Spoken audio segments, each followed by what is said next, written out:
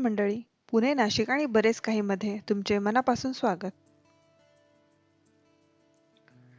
पहिल्या व्हिडिओला दिलेल्या प्रतिक्रियांबद्दल तुमचे खूप खूप आभार.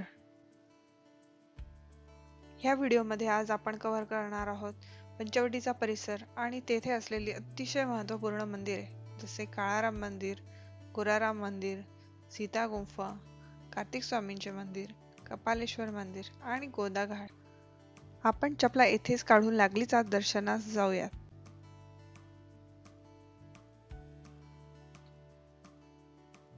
हे काळाराम मंदिराचे प्रवेशद्वार.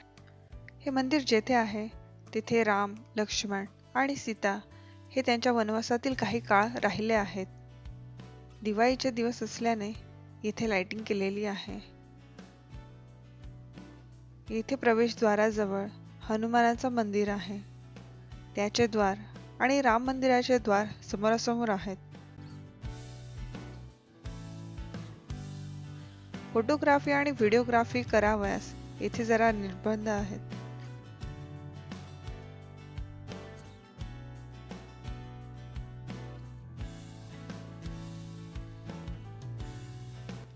(1788) साली हे मंदिर सरदार रंगराव ओढेकर यांनी बांधले.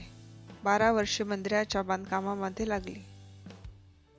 राम, लक्ष्मण आणि सीता यांच्या मूर्त्या काळ्या पाषाणात आहे, म्हणून ह्या मंदिराला काळाराम मंदिर असे ओळखले जाते.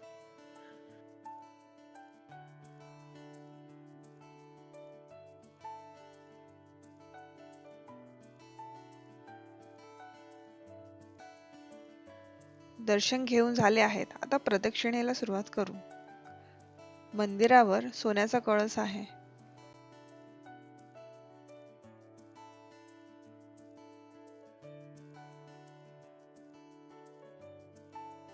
येथे दत्तात्रयांच्या पादुका दर्शनासाठी ठेवल्या आहेत.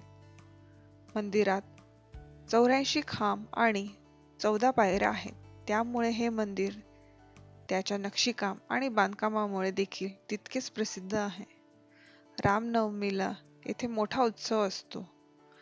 तो सगळ्यांनी बघण्यासारखा असतो. आता आपण मंदिराच्या बाहेर आलो आहोत. पायी पायी चालत गेले तर काही अंतरावर सीता गुफा आहे.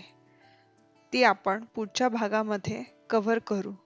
तोपर्यंत बाय बाय. आणि माझ्या चॅनल आवडलं तर त्याला नक्की सबस्क्राईब आणि लाईक करा.